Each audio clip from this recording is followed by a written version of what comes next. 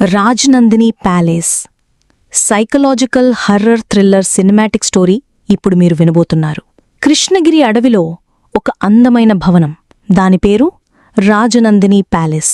దాని చుట్టూ ఓ అంతుచిక్కని ఒక మిస్టరీ కథ స్థానికంగా ప్రచారంలో ఉంటుంది. దానికి బలమైన కారణం కూడా ఉంది.